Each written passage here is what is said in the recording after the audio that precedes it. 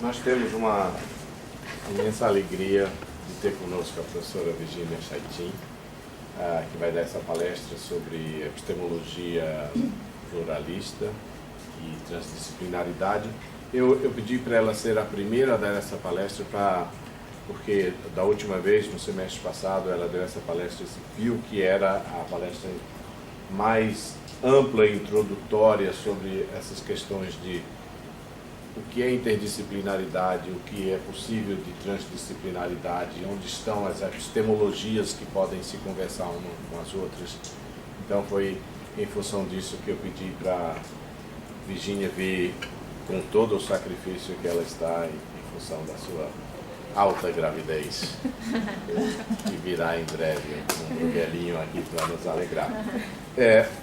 Algumas pessoas que não estiveram aqui, a Lúcia, a Ana Lúcia, a Érica e o Fernando, da última vez, eu só queria apontar que este ano, este semestre, nós vamos ter muito poucos alunos.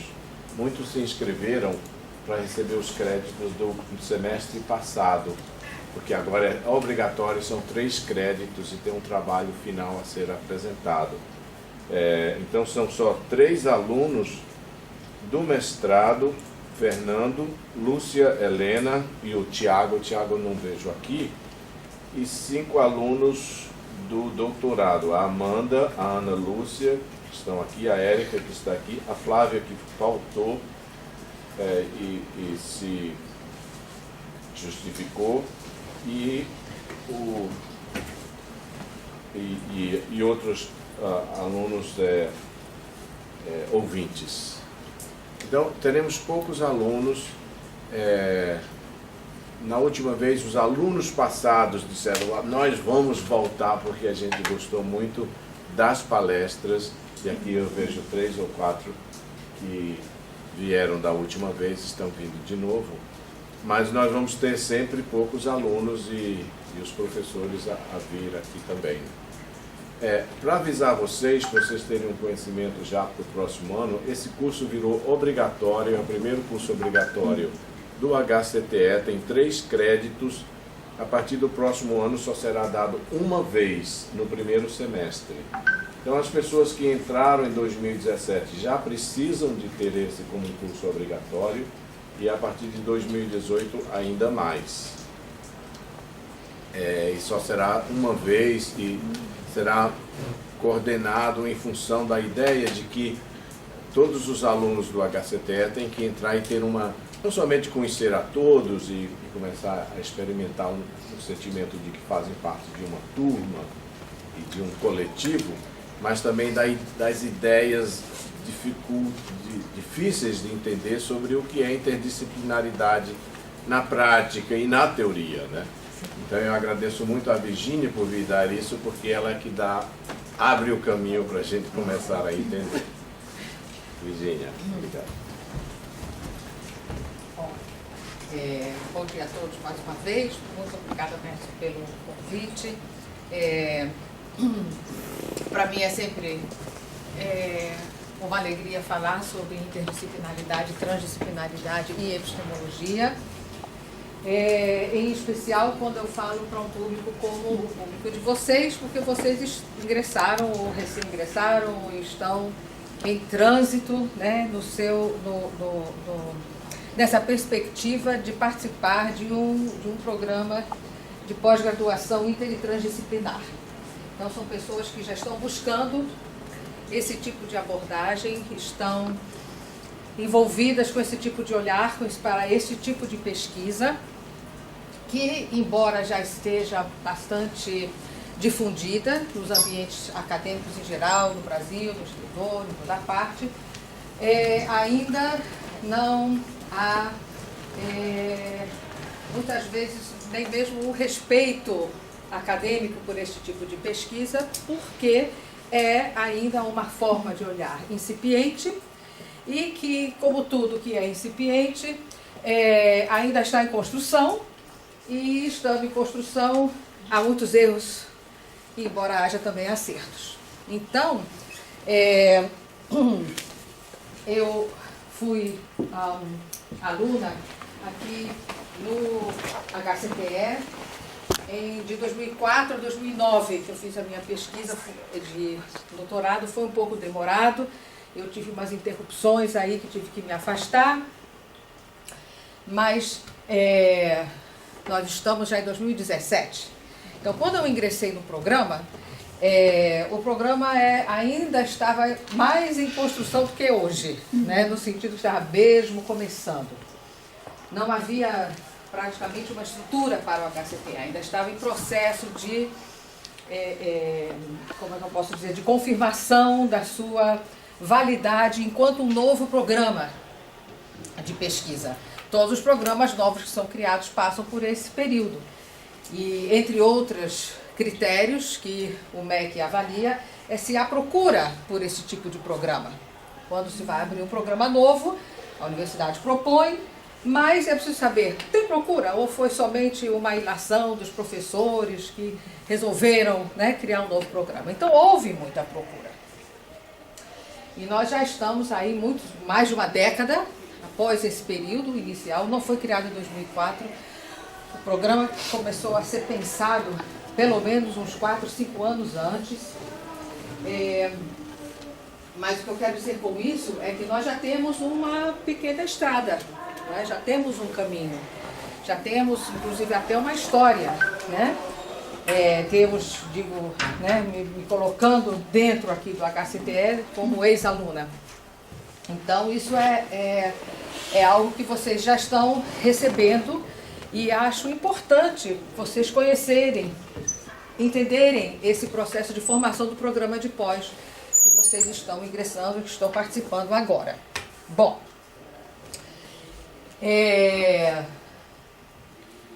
inter e transdisciplinaridade, existe já uma bibliografia interessante que pode ser pesquisada, né, sobre por que isso. Mas, antes de qualquer coisa, eu acho que vocês podem olhar para dentro de vocês e pensar por que vocês vieram para esse tipo de programa e não para outro. O que foi que aconteceu? Né? Todos nós viemos aqui de uma formação disciplinar. Ainda temos a formação disciplinar, segundo grau, ensino médio, não é? E depois mesmo quando fazemos uma graduação, e até mesmo quando fazemos a primeira pós-graduação, muitas vezes ainda é disciplinar. O que foi que aconteceu? Né? Vocês pensando, eu gostaria desse nosso encontro, que ele fosse muito feito, não só vocês me ouvindo, mas vocês também pensando na experiência de vocês em relação ao que eu estou falando. O que foi que aconteceu? Existe uma explicação para o crescimento de pesquisas inter e transdisciplinares, que é da complexificação do mundo, complexificação dos problemas que aparecem no mundo, complexificação das questões. E o que quer dizer complexo? Complexo quer dizer, tem várias definições, mas nós vamos aqui, a grosso modo, dizer complexo quer dizer aquilo que está marcado por inúmeras interações entre tudo que participa de um quadro, tudo e qualquer coisa que participe de um quadro, de uma situação, de uma circunstância. Então, o aumento das inter-relações entre os indivíduos, entre as instituições, entre os países, enfim, e entre as próprias, na nossa própria experiência do dia a dia, o nosso olhar para a experiência do dia a dia, é o que abre de fora da academia vamos dizer assim, a busca ou a necessidade de um olhar inter e transdisciplinar, porque ele busca, a intenção é buscar justamente olhar para estas interações, não de maneira disciplinar, parcializada, mas de maneira integrada. Bom, então, isso basicamente é que vai ser o nosso ponto de partida. Opa! Bom, e aqui, especificamente no nosso programa, né? Programa que vocês estão participando, nós temos um título longo. Quando a gente vai, quando perguntam para a gente, onde é que você está estudando? Ou onde foi que você fez seu doutorado? Você começa a falar, o pessoal já pulou para outra pergunta, nem espera, né? história das ciências e das técnicas e epistemologia, ninguém tem paciência para ouvir, não é? E é um negócio interessante a gente pensar isso. O que isso quer dizer, né? Tem vários olhares aí que a gente pode pensar, mas o primeiro aspecto que eu gostaria que saltasse é que o complexo é difícil mesmo de você definir com uma palavra só, muitas vezes. Justamente porque ele vai trazendo muitos elementos relacionados entre si, né? E no nosso caso não é diferente. Agora eu vou procurar ver com vocês por que será que a história das ciências e das técnicas precisou do aporte da epistemologia e vice-versa. E por que foi escolhido, né,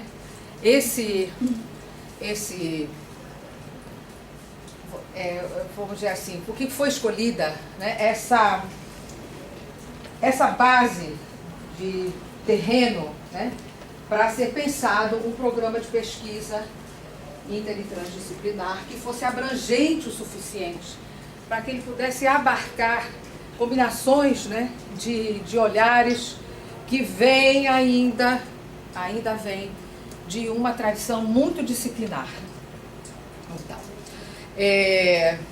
essa relação entre a história das ciências e a epistemologia foi sendo construída, inclusive não de maneira necessariamente pacífica, entre as comunidades que estavam cada uma nesses dois, vamos dizer assim, nessas duas áreas, né? Os historiadores e os epistemólogos são grupos diferentes, que vêm de departamentos diferentes, que têm formações diferentes, olhares diferentes, formas de pesquisar diferentes. E nem sempre eles estão em acordo sobre como deve ser conduzida essa relação entre a história e a epistemologia.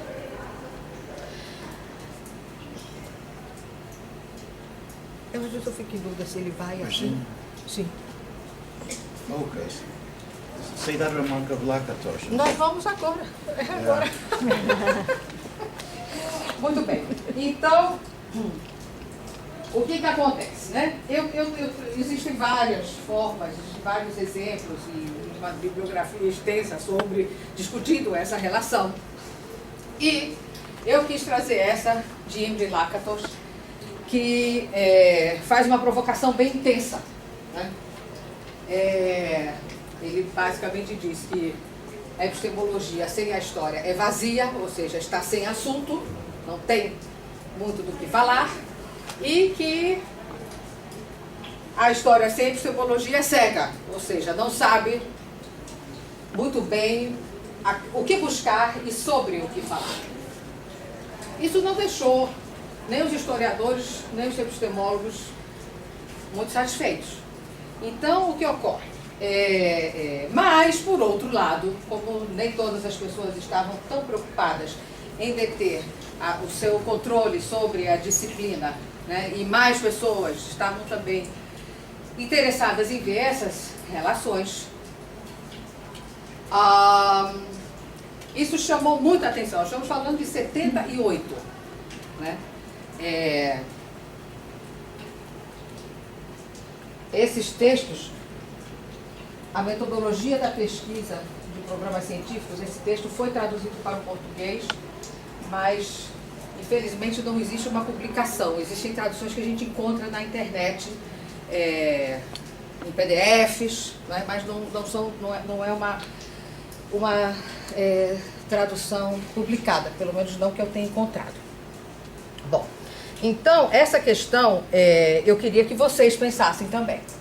Quando vocês estão desenvolvendo a pesquisa de vocês, né? Que aspectos para o tema de cada um de vocês estão enfatizando? Tanto de aspectos de historicidade, de desenvolvimento do tema, de como o tema foi abordado, quanto de aspectos epistemológicos em relação a esse tema. Mais tarde eu vou ver se a gente consegue, mais ou menos, como não somos tantas pessoas, a gente pode tirar vantagem disso e cada um pode falar um pouquinho do que está fazendo e como vai encaixar o que está fazendo nesse olhar que a gente está apresentando aqui hoje. E mais ainda, o que pensar disso que a história sem epistemologia é cega? E o que pensar disso que a epistemologia sem a história fica vazia? Com certeza, eu imagino que aqui não haja tanta procura por uma análise puramente epistemológica e nem puramente histórica, porque senão não haveria, não é, a interação que nós buscamos. Mas quais são os elementos, qual é o recorte histórico, né, que a gente está buscando, cada um de vocês está buscando, e qual é o recorte epistemológico, é importante a gente, não sabe desde o começo, a gente vai tentando, mas é bom a gente pelo menos dar uma pontuada do que a gente imagina que vai ser o que a gente quer quando a gente está delineando a nossa pesquisa, quando a gente está escolhendo as disciplinas que a gente vai realizar, os livros que a gente vai ler. Virginia, couldn't you remind us what is the difference between history of science and epistemology? Epistemology is prescriptive, history of science is descriptive. Calma, isso vai chegar. Vai chegar? Vai chegar. Isso aqui é aquele... É um aluno que já leu tudo. E ele está pensando. Vai chegar. Bom, agora a gente vai chegar nesse momento do debate histórico. Eu, na primeira apresentação, no semestre passado, eu me detive um pouco mais aqui no aspecto histórico mesmo, de como e porquê e quando que essa tensão entre epistemologia e história surgiu. Eu hoje vou me deter um pouco menos, quem tiver mais interesse pode olhar o vídeo, não é? Em que eu apresento isso em mais detalhe, mas aqui, claro que eu vou dar uma pincelada. O que estava acontecendo? Por que a história e a epistemologia se encontraram no debate? A epistemologia estava indo muito bem, procurando estudar o que é o método científico, o que discrimina tanto a ciência de outras formas de saber. Há, de certa forma, um aspecto histórico da epistemologia, enquanto olhar para a análise da ciência, porque ela estava, sim, preocupada em discriminar a ciência de outras formas de saber que vieram antes. Então, isso é, de certa forma, um olhar histórico. A ciência queria se colocar como alguém que chegou mostrando muito a que veio e chegou dizendo, olha, eu tenho características que são melhores e mais interessantes para conhecer o mundo do que o que veio antes. Então isso não deixa de ser algo que traz um sabor de historicidade. Mas a ciência não queria, a epistemologia não fica somente querendo essa diferenciação. Ela vai entrar em muito detalhe sobre que diferenciação é esta. Na nossa tradição ocidental, tudo isso começa com a filosofia grega, que eu não vou entrar muito em detalhe aqui, mas a gente tem um diálogo muito interessante, e é curto, se vocês tiverem um tempinho para ler o diálogo de Platão, chamado Teeteto, em que ele vai definir a diferença entre doxa, que é opinião, e episteme, que é conhecimento. Então, esse diálogo tem traduzido e publicado na série Os Pensadores. E esse diálogo, eu diria que, vamos usar o termo inaugura, só, mas de maneira livre, a reflexão na nossa tradição ocidental sobre essa questão. E já aí no Teeteto, não de maneira muito explícita, mas de maneira possível de identificar com uma leitura tranquila, calma e atenta, o que está se delineando como regras que caracterizam a episteme, que é o conhecimento, em oposição à doxa, que são opinião. E bom, saltando bastante, né, dos gregos para esse momento aqui, nós estamos no momento de desenvolvimento da ciência. Nós já passamos aí, vocês estão vendo, pela Primeira, pela Segunda Guerra Mundial. Nós já estamos entrando numa fase em que a física já está, após a passagem da modernidade com Galileu, Newton, praticamente estabelecida como o saber, né? Já passamos pela matematização do conhecimento, que não ficou restrito somente às áreas exatas, mas se estendeu também para as áreas ditas humanas e sociais. Então nós já estamos no momento em que a ciência aqui, né, nessas décadas de 50, 60, 70, em princípio, já tinha mostrado o seu valor e a sua supremacia, né? A episteme já estava completamente dominante em relação às outras formas de saber. Entretanto, havia crises internas.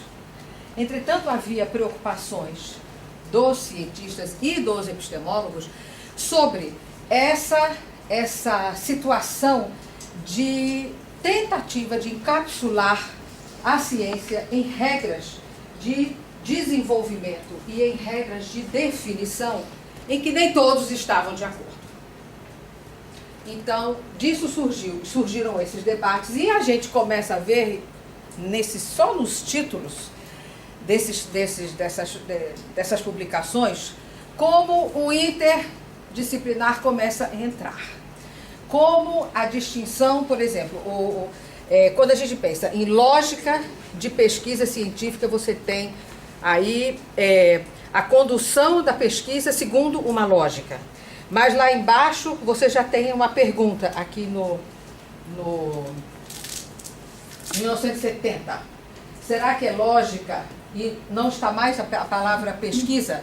Está a palavra descoberta ou psicologia? Agora acabei de ver que aqui está um D e devia ser um F. Não tinha visto isso. Ou psicologia da pesquisa. Então, somente a transição do título, mesmo que a gente não tenha tempo de ler a obra, já nos diz alguma coisa. E a palavra psicologia entrou aqui. Isso já é interdisciplinaridade, no mínimo, não é? Aqui a gente também tem, a gente pode observar nesse título aqui embaixo, de 78, a ciência numa sociedade livre. Nós já temos a política entrando aí. A relação da ciência com a política. Como fazer ciência, como pensar a ciência, de que maneira definir ciência, pensando também nas consequências políticas dessa forma de pensar e definir a ciência. Bom, aqui nós temos nesse outro título a palavra metodologia. De lógica, passou para metodologia. Há uma distinção de nível de tratamento. Há uma preocupação, não somente de falar de lógica, que nesse contexto é algo mais abstrato, em termos de como eu penso sobre a pesquisa, e mais como eu faço a pesquisa. O método de fazer. Então, nós já estamos com um olhar mais de ação e não somente de pensar. E bom, eu vou pular para o contra o método, que é um título muito conhecido, mas pouco compreendido, do Paul Feyerabend. Em todas essas discussões, o Paul Feyerabend é a pessoa que talvez tenha proposto uma reflexão mais radical. Ao invés de discutir se tem método, se não tem, qual é o método, qual não é, se existem heurísticas ou se existem apenas regras, ele já diz assim, o melhor é não pensar em métodos. O melhor é talvez imaginar outra maneira de realizar a ciência. E ele foi muito, eu diria que panfletário na sua linguagem. Vocês todos já devem ter ouvido falar, ou se não ouviram falar, vão ouvir falar de Paul Feyerabend, e ele às vezes nem é levado como uma crítica muito séria, justamente pelo fato dele ter sido tão revolucionário. E ele fazia as críticas dele com um linguajar muito contundente. Mas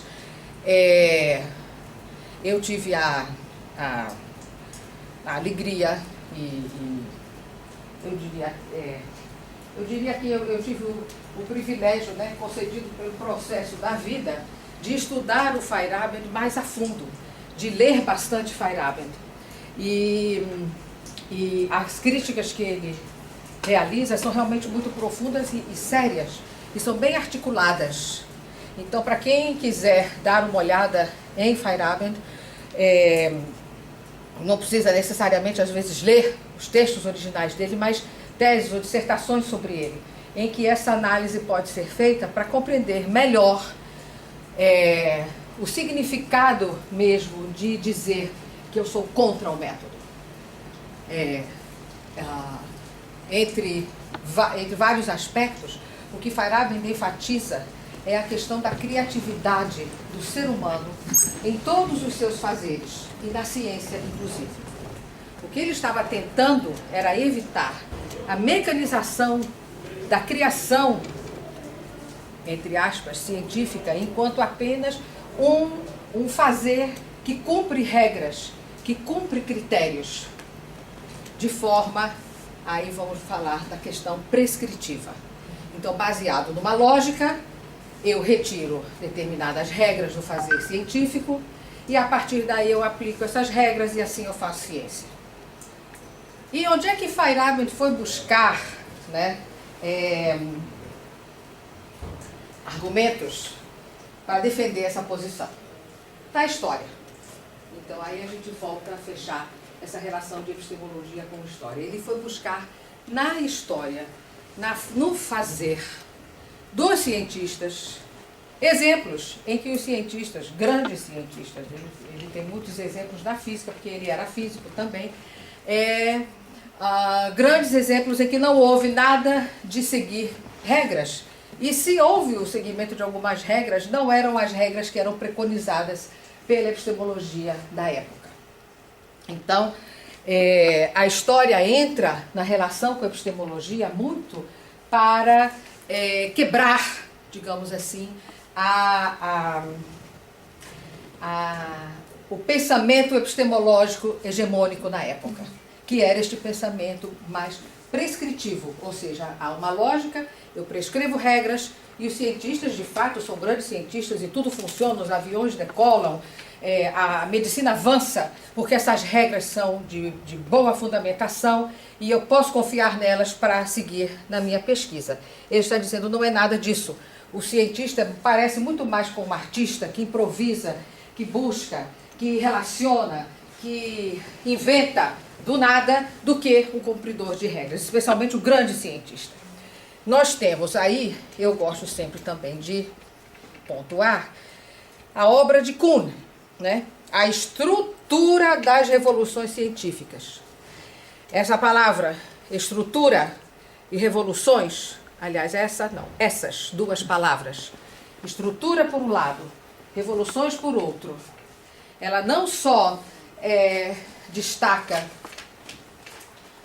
uma questão política, porque uma revolução é uma mudança de ordem, ela também dstaca que as revoluções aconteceriam segundo uma estrutura. Uma estrutura é uma forma, é um padrão, não é? E isso é uma forma de olhar para as revoluções. O Kuhn também teve muito destaque e teve mais aceitação por parte tanto de cientistas como epistemólogos. Alguns cientistas acharam ótimo serem comparados com artistas, outros acharam péssimo.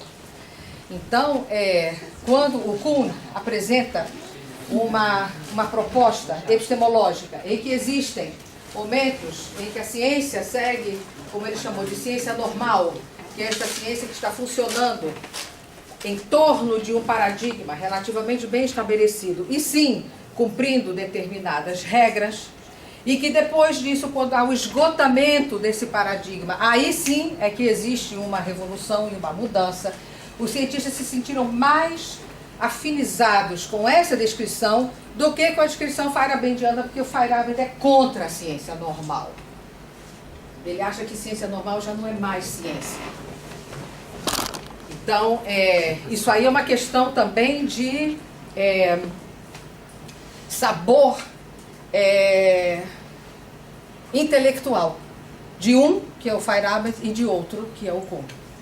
E isso também a gente tem que procurar, voltando para a experiência de vocês, com o que vocês, individualmente, como pesquisadores, se identificam, como vocês se veem enquanto pesquisadores. Né?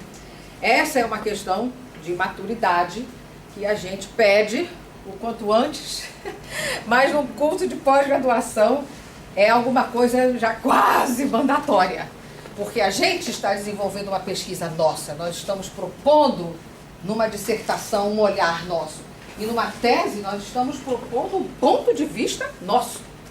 Então, para a gente ter essa habilidade de construir uma proposta nossa, a gente de alguma maneira tem que ter uma noção de qual é o sabor do nosso intelecto, como é que ele funciona e que sabor ele tem. Se ele está mais para uma coisa muito solta, muito criativa, muito revolucionária, muito intensa, não é? Quebrando mesmo paradigmas, ou se eu estou depurando um paradigma. Eu posso estar depurando um paradigma. E muitas vezes na depuração de um paradigma você pode dar um salto para um paradigma diferente.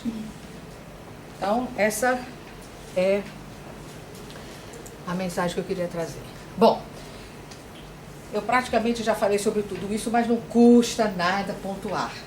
Essa questão do racional e do irracional está também já no teto. Definir o que é racional e o que é irracional também é uma dificuldade. Não é um tema só da epistemologia, é um tema também da psicologia, mais uma vez. Mas é também, antes de tudo, da filosofia, eu diria, que é mais ampla do que a epistemologia.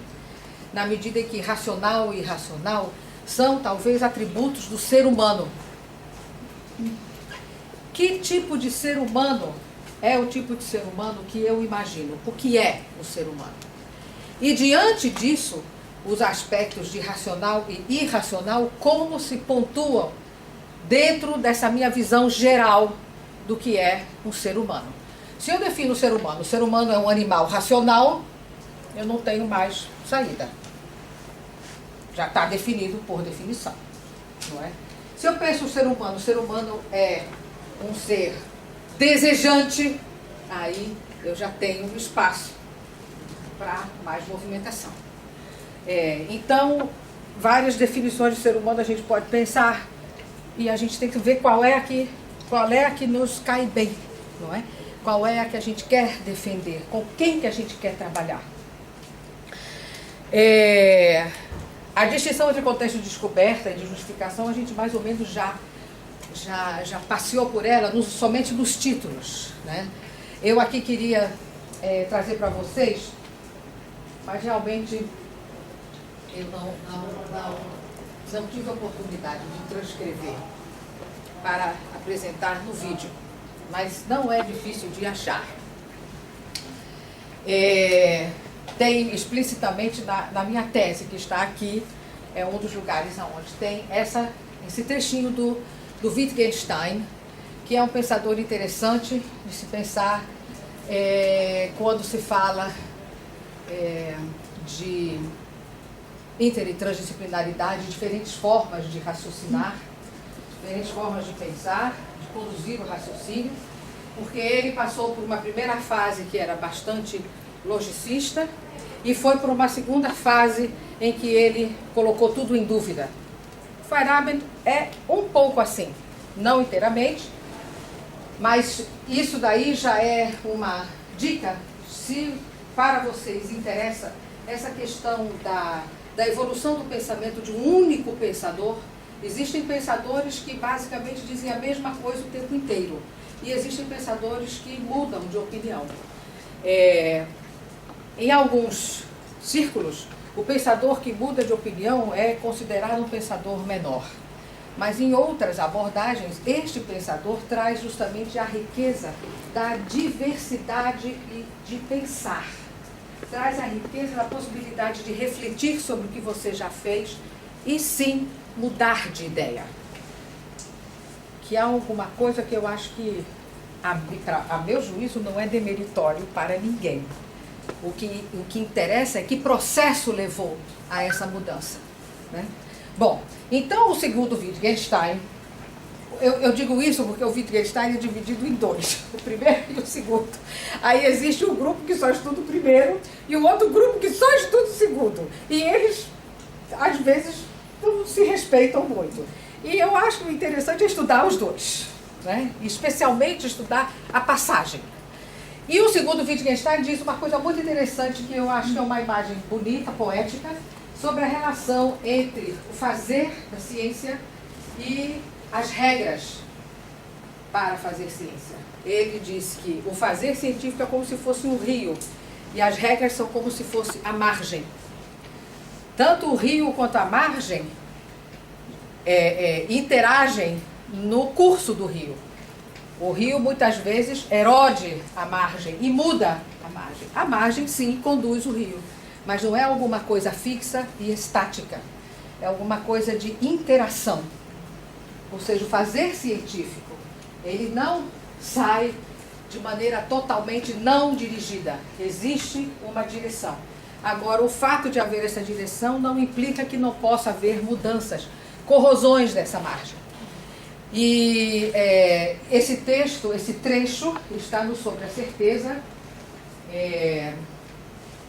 Eu tenho esse trecho destacado aí da minha tese, e outras pessoas também têm, porque isso é um ponto, como eu posso dizer, nodal na argumentação do segundo Wittgenstein, em relação a justamente esse caráter prescritivo e descritivo da epistemologia em relação ao fazer científico e da epistemologia em relação ao entendimento de como foram os passos de desenvolvimento da história da ciência, né, das descobertas científicas. Os critérios de demarcação estão aí na bibliografia desta época muito bem designados, porque a objetividade, a capacidade preditiva, a descritibilidade matemática, e quando se fala em objetividade não é somente uma atitude psicológica em relação ao seu objeto de estudo. A objetividade é também quem determina como você vai colher os seus dados, como você vai observar o que você está estudando, né? E você se imagina como destacado do seu objeto de estudo. Então isso aqui também remete a um pensar do que é o ser humano. O que é o ser humano, o que é a cognição humana, o que é a racionalidade. Dentro desse contexto você pode pensar em objetividade ou subjetividade. Então havia vários desses critérios. E quem atende esses critérios é ciência. Quem está tentando atender, mas não atende a todos, é pseudociência. E quem simplesmente não tem como atender é não ciência. A questão do método científico único, se existe uma ciência ou ciências, também foi um aspecto que eu falei bastante no nosso primeiro encontro. Vocês podem olhar com mais cuidado. Mas hoje eu diria que essa discussão não existe mais tanto como discussão, existe mais como posição. Eu outro dia estava falando da minha pesquisa, não esta, sobre pós-graduação, sobre uma área interdisciplinar, que é a metabiologia, e eu, no meio da minha palestra, mencionei a questão da descritibilidade matemática e que tipo de matemática usar para descrever eventos que sejam eventos criativos. Depois da minha palestra, uma pessoa na plateia não fez uma pergunta, fez um comentário. E o comentário dele disse assim: mas é óbvio que, se for científico, é descritível matematicamente. É óbvio, é natural. Não há que se perguntar Não há que se elocubrar sobre a descrição matemática. Ela é ponto pacífico se eu estou falando de ciência. Então, é uma pessoa contemporânea que está aí publicando, dando aulas, apresentando também os seus trabalhos. Então, essa discussão que aparentemente, como é que eu posso dizer, ainda estaria em voga, para muitas pessoas essa discussão já acabou, ou talvez nunca tenha existido. Então, eu acho que a riqueza de possibilidades, de posições epistemológicas que existe no ambiente acadêmico é imensa. A gente sai, vamos dizer assim, do menos infinito para o mais infinito, passando por todas as nuances. E é por isso que eu vejo a importância de vocês fazerem uma reflexão para conscientemente adotar uma posição. Não só sob o ponto de vista psicológico de consciência, mas também, já que estamos na academia, sob o ponto de vista acadêmico de saber justificar por que a sua posição é uma e não outra. E isso é que é um indicador de maturidade de pesquisa intelectual. A epistemologia é pluralista porque ela tenta admitir praticamente todas as formas de pensar e todas as posições. Porque não há motivos a priori para demonizar nenhuma posição. O que a gente tem que estar consciente é que quando a gente assume uma posição, a gente está assumindo um compromisso. E esse compromisso é intelectual e esse compromisso também é estético, também é ético, também é político, também é filosófico. É um compromisso que tem sua extensão para todos os lados. Essa que é a minha expectativa, entre outras, de estar falando aqui com vocês. É despertar essa consciência, né? Bom, a cumulatividade ou mudança do conhecimento científico é um aspecto interessante que tem a ver com a ideia de que a ciência progride. A ciência acumula conhecimento. Em oposição à ideia de que a ciência vai mudando. Ela não necessariamente está expandindo o seu espectro de conhecimento. Ela vai, em função das diferentes teorias, para usar terminologia kuhniana, em função dos diferentes paradigmas, ela vai abarcando diferentes áreas dos fenômenos e também de forma diferente. Então, são duas visões. É natural que a gente imagine que a defesa da ciência de maneira mais conservadora pensa em progresso. E a definição de ciência menos conservadora pensa em mudança, né? História interna e externa é o tema da nosso segundo slide. Porque quando os epistemólogos começaram a perceber que havia elementos na história da ciência que podiam ser interpretados como falta de objetividade, falta de racionalidade, falta de cumprimento de regras, eles disseram assim, bom, existe a história da ciência que conta todos os elementos, inclusive as situações humanas dos cientistas. E a história interna é a história do intelecto apenas. Essa história interna certamente nos vai fornecer uma imagem metodológica, racional, baseada em regras e progressiva do conhecimento científico. Esta outra história, que é a externa, é a história dos amores, das frustrações, das brigas políticas e tal. E esta não diz respeito à matéria de que trata a epistemologia, que é somente o progresso do saber. Então, a questão é como fazer a distinção entre uma e outra. É possível? É uma pergunta. História sincrônica ou diacrônica está bem ligada à questão anterior. Como é que eu devo avaliar as circunstâncias, até para distinguir entre o que é interno e externo, em relação ao que se acreditava à época ou em relação ao que se sabe hoje? Né? São diferentes estilos de historiografia que para vocês que estiverem pensando em um levantamento mais histórico, é muito importante ler livros que falem sobre diferentes estilos de historiografia. Existem diferentes epistemologias e existem diferentes maneiras de escrever a história. Então, a historiografia é que trata disso. Eu não sei se vocês já tiveram, se ainda terão, aulas sobre historiografia. Se não tiverem, procurem, porque o pesquisador não precisa necessariamente de aula, ele precisa procurar. É muito interessante essa forma de pensar, e existem várias distinções, hein, entre várias formas de escrever a história. E aqui, no final, a gente já entra com esse olhar bem interdisciplinar que fala de antropologia, sociologia, das comunidades científicas. Essas foram as sugestões, tanto de Kuhn quanto de Feyerabend. Nos dois existem já essas sugestões. A questão é que a gente está saindo de posições monistas e estamos nos dirigindo a posições pluralistas. E aqui eu quero chamar a atenção do que algo que já toquei de outra maneira, que a gente, quando assume uma posição, ela vai da teoria, passa pelo fazer metodológico, ela passa pelo olhar epistemológico e ela chega no nível ontológico.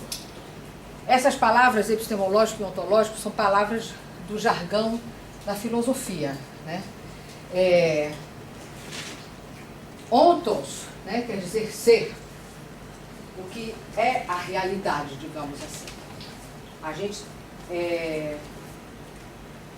precisa de um destacamento para se colocar à vontade, para passear entre diferentes ontologias. Nós, muitas vezes, aliás, na grande maioria das circunstâncias de vida, quando eu digo nós, seres humanos, nós não temos questões ontológicas, porque há uma ontologia subjacente à nossa vida cotidiana, que a gente não chega a questionar e a gente não chega nem a delinear conscientemente. Que eu busquei aqui, perguntando a vocês que tipo de ser humano vocês estão imaginando, o que é o ser humano, né? Só que a ontologia não é só sobre o ser humano, é sobre tudo. O que é matéria, o que não é matéria, o que são as coisas, de que são feitas, né? E essas variações, vamos dizer assim, de nível, alguém pode pensar que o ontológico é a base, depois vem o epistêmico, depois vem o metodológico, depois vem o teórico, porque de um você cascateia para o outro. É uma forma que eu não chamaria de hierárquica, mas é uma relação. Uma teoria tem uma ontologia, mesmo que ela não queira assumir. E muitas vezes as teorias têm, elas podem se relacionar a ontologias diferentes. Elas podem estar pouco claras. Até porque nem sempre quem está fazendo teoria está consciente dessas questões. Que são questões que o epistemólogo pensa, que o filósofo da ciência pensa, ou a pessoa que estuda o saber pensa, né? Mas esses níveis aí são níveis que é bom chamar a atenção para vocês pensarem quando forem fazer as suas opções. Aqui nós também já falamos, a mente-corpo, né, é o nosso nível ontológico aqui, né? Quais são as relações entre mente e corpo, se a gente for pensar. Eu costumo brincar, e é realmente uma brincadeira, porque existe na filosofia um problema chamado problema mente-corpo. Ele foi definido nas tradições anglo-saxãs, então é o famoso Mind-Body Problem. E eu brinco com esse nome porque eu fico imaginando dentro de toda a tradição, que não é somente intelectual, é também uma tradição cultural, é também uma tradição religiosa, é também uma tradição histórica, a de fazer esse dualismo, de dividir o corpo da mente, não é? Ao invés de pensar no corpo e da mente no corpo e na mente como juntos e misturados, né? E quando eu tive a oportunidade ao longo da minha vida de viver em países diferentes, conviver com pessoas mais próximas, mais distantes, de culturas diferentes, e vocês também provavelmente têm ou terão essa experiência, porque o mundo está globalizado, e a gente observa como a cultura também define, ou também envolve, o tipo de problema intelectual que se levanta. Eu brinco muito que aqui nós, que temos essa expressão juntos e misturados, temos mais facilidade de compreender o inter e o transdisciplinar, o misturado, o atravessado, porque nós somos muito misturados e atravessados, em muitos sentidos, né? Na nossa formação histórico-cultural, e para isso existem muitos livros interessantes, inclusive sendo escritos aqui neste departamento, que falam, né, nesse programa de pós-graduação, que falam dessa nossa formação, né? Então, do dualismo à multiplicidade, né, é um caminho que eu convidaria vocês a refletirem, porque como nós já vivemos num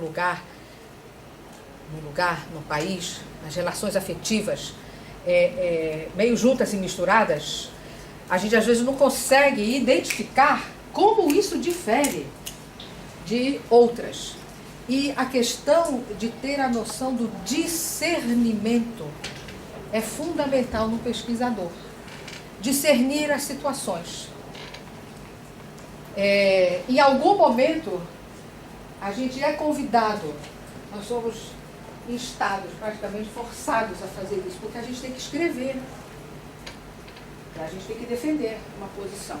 E escrever e defender, sem haver antes feito o exercício de distinguir entre as várias possibilidades, fica muito complicado e dá origem a textos confusos. Complexo não é confuso. Não é. Complexo é uma coisa, confuso é outra. Então, são esses como é que eu posso dizer? Se é que eu posso dizer que eu estou tentando dar dicas, eu chamaria de dicas. De como pesquisar, organizar a pesquisa. Aqui a gente entra num tema de racionalidades múltiplas, que é um tema muito caro a uma epistemologia pluralista, porque o que o pluralismo vai a admitir é que não existe somente uma forma de condução da razão, não existe somente uma forma de adquirir conhecimento. E aí nós vamos, né, já passamos sobre os princípios gerais ontológicos. Eu posso imaginar diferentes mundos, eu posso imaginar mundos totalmente mecânicos e totalmente materiais, eu posso imaginar mundos, neste mundo, no problema mente-corpo, na verdade a mente não existe, só existe o corpo, que inventa a mente para se torturar. Então a gente pode pensar numa ontologia assim, né? Não existe nada que não seja material. Só existe o corpo, só existe a corporeidade, só existe a materialidade. E vocês vejam como uma opção ontológica define até, obviamente, o que é que eu vou estudar e o que é que vai ser problemático para mim ou não. Então, agora, para um epistemólogo, né, o que mais interessa é quais são as possibilidades de inteligibilidade desta ontologia. Então, não apenas sobre o que eu vou estudar, mas o que dá para conhecer nesta ontologia. Né? Tipos de causalidades e agentes causais são coisas muito interessantes, especialmente quando a gente está tratando de tentar reunir ontologias diferentes. Aqui eu peço novamente que vocês pensem nas pesquisas de vocês. Provavelmente tem pelo menos 2 disciplinas envolvidas e às vezes até 2 saberes. Aqui no HCTE nós temos pesquisas também que procuram aproximar a ciência de outros saberes. Então, dá uma olhadinha, né? Qual é a ontologia desse outro saber e qual é a ontologia científica que vocês vão empregar, porque dentro da ciência existem várias propostas ontológicas também, né?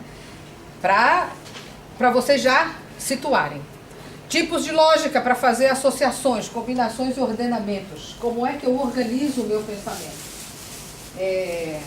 Se eu organizo segundo uma lógica de cálculo de predicados, de primeira, de segunda ordem, uma lógica toda muito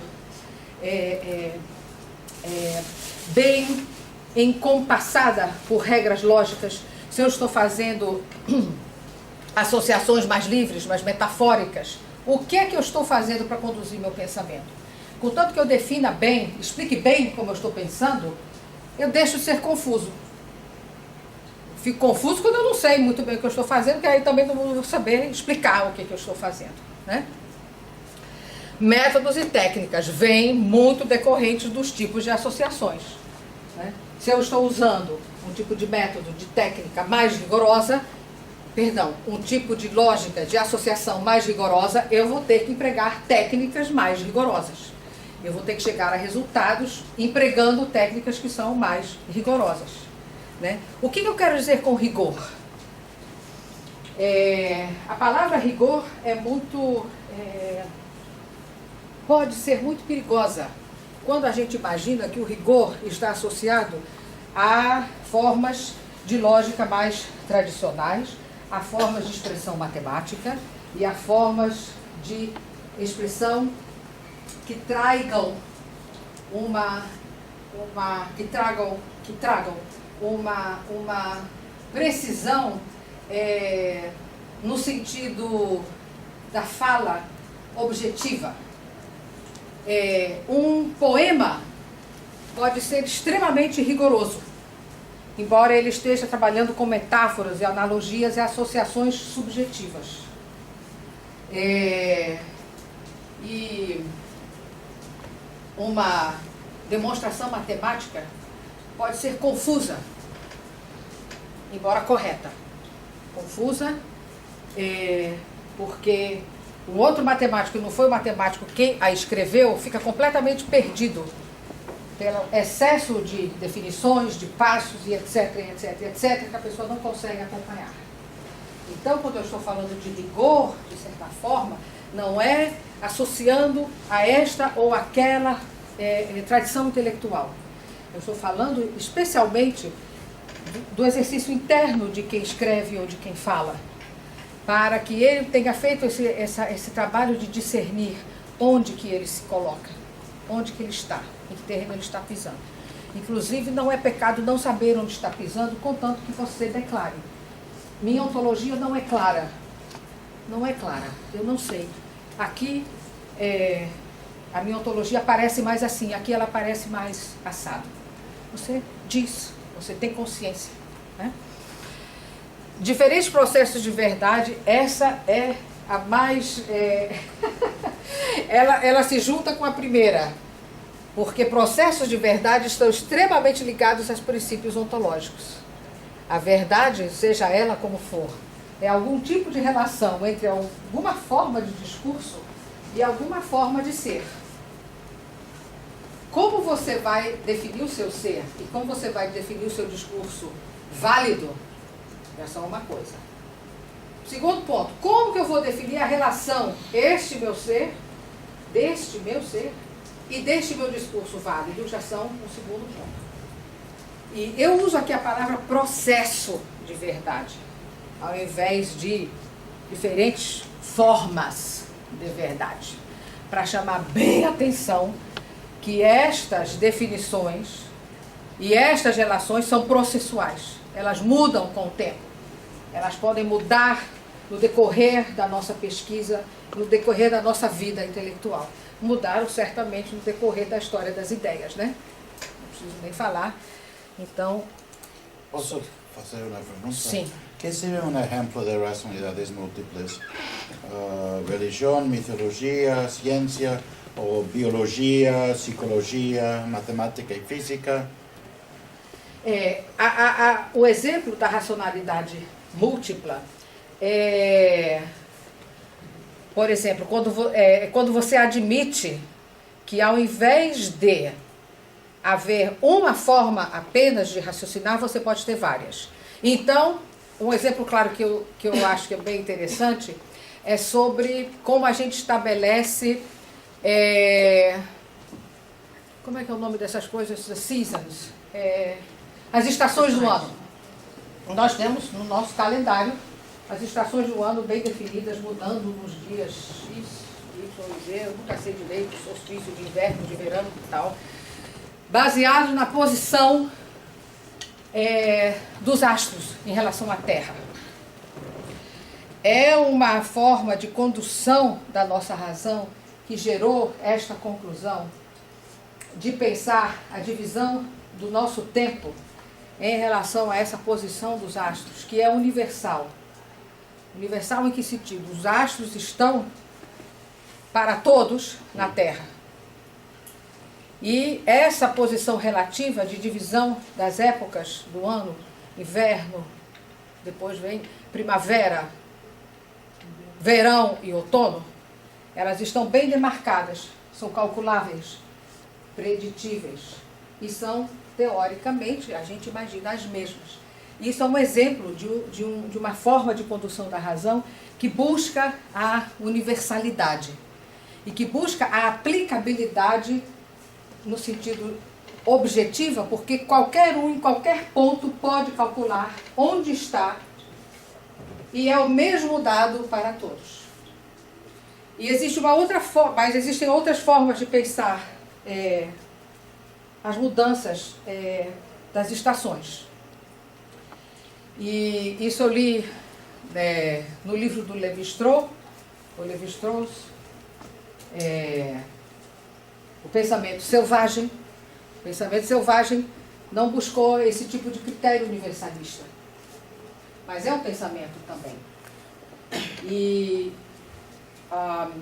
no texto que também aqui agora eu não sei mais onde está de cor, mas está lá em algum lugar da minha tese com certeza, é quando foi descoberto, quando foi pensado, quando foi visualizado que as tribos norte-americanas, uma particular que estava sendo estudada, ela sempre estava em melhores condições de enfrentar o inverno do que os colonos, porque eles sabiam exatamente quando era necessário estocar carne, quando era necessário já ter as peles dos animais para enfrentar o inverno.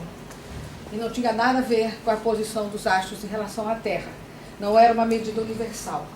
Era um saber extremamente local, em que eles faziam a conjunção de 3 elementos. Um tinha que ver com se uma determinada flor ou uma determinada planta tinha germinado ou não. Não é isso? O mestre me corrija aí se estiver esquecendo. Outro tinha a ver com movimentos de animais, de pássaros, se os pássaros estavam indo dessa ou outra direção. E mais um outro elemento que agora me foge. Então, essa é uma forma de conduzir a razão, diferente daquela que busca medidas e padrões universais aplicáveis em todos os lados. Provavelmente aqui no Brasil, tinha a ver com o comportamento de um bisão, de um tipo de bisão, se eu não me engano. Mas voltando, é uma forma de conduzir a razão diferente, que não busca universalidade, mais uma vez, que não busca algo que seja fixo no tempo, no calendário. As datas sempre caem mais ou menos iguais, embora a gente tenha anos bissextos, mas é no calendário mais ou menos igual. Isso aí é uma forma de observar, associar e tirar conclusões e fazer predição. É uma outra forma de conduzir a razão. Ambas são, a meu ver, extremamente úteis e interessantes. E onde é que entra você pensar a racionalidade múltipla? É você tirar vantagem de tudo. É você não estar preso numa forma só de racionalidade. A racionalidade múltipla é aquela em que ela permite que você considere como racional e razoável e conhecimento válido proposições sobre o mundo que foram criadas de formas diferentes. Ao invés de você olhar, não, mas isso aí é uma coisa que pode ser, pode não ser, porque não está seguindo esse ou tal critério, você olha assim, que critérios está seguindo? Como funciona? Em que condições? É assim. E aqui? Como funciona? Em que condições? A gente vive brincando que aqui no Rio de Janeiro não existe. Existem 2 estações, né? Depende. Tem gente que diz que só existe quente, muito quente, horrorosa e péssima. Existem várias formas de definir. Mas certamente para nós, essas posições não contam tanto, essas posições dos astros. Não são elas que definem exatamente o que está acontecendo, não é? No nosso clima. Mas não é por isso que a gente também vai dizer, isso aí é tudo bobagem. Não, não é tudo bobagem. Houve uma preocupação, existem vários elementos que influenciam no clima. E essa posição relativa é uma delas. Então, vejam bem, eu até pensei hoje de manhã em chamar a atenção que epistemologia pluralista e racionalidade múltipla, num você tem a palavra que vem de plural e no outro você tem a palavra que vem de múltiplo, que são coisas diferentes. O múltiplo, ele é mais, ele procura evidenciar que toda a racionalidade pode ser pensada e que a aplicação da racionalidade múltipla é aquela em que você leva em consideração formas de pensar que são diferentes, mas todas são racionais. São consideradas racionais por você. Você não precisa considerar a religião irracional porque você considera a ciência como sendo algo racional. A religião tem a sua forma de racionalidade e a ciência tem uma outra forma. Mas questões de fé, questões de não sei o quê, não vou entrar agora nesse detalhe, mas se a gente for imaginar que um cientista que está acostumado, que foi educado a trabalhar dentro de determinado paradigma, quando ele se depara com uma observação ou várias observações e descobertas de outros cientistas que contradizem esse paradigma, ele simplesmente não acredita, ele vai dizer que o experimento ou foi fraudulento ou o experimento foi mal conduzido. Ele está sendo dogmático. Ele está sendo dogmático tanto quanto os religiosos muitas vezes são. Então, essa questão dos argumentos que se encontram para privilegiar uma forma de saber em relação ao outro, se a gente for dar um passo atrás e adotar uma posição plural em que você pode olhar para vários, sem preconceito, e depois, a partir desse olhar para vários, fazendo toda essa análise epistêmica, você imagina, então eu posso agora caminhar para frente pensando em diferentes formas de racionalidades, ou seja, eu posso empregar uma forma de racionalidade múltipla. Eu posso ir ao médico e posso ir no centro de Umbanda, de Candomblé. Não tem problema, eu não sou maluco. Eu posso. Curiosamente, nós fazemos isso, sem pensar nisso tudo. Alguns não, nem todos, mas nós fazemos. Né? Isso é que é a racionalidade múltipla, é a racionalidade que ela é atravessada por várias formas de raciocinar. Ela tem uma justificativa epistêmica, né? Se você pensar em epistemologia de forma plural, né? Levando em consideração esses níveis, do ontológico ao teórico, passando por causalidade, passando por posição do sujeito, papapá. Então, há uma justificação epistêmica para a aplicação de uma racionalidade múltipla, diversa, né? que não implica em contradição. Você não é maluco. Não há uma contradição. Né? Bom, entender, diversidade de critérios de legitimação, parará, mundos, isso aqui tudo a gente já falou. Tradução. Essa possibilidade de tradução é uma questão técnica muito relevante para quando a gente está fazendo estudos intertransdisciplinares. Por quê?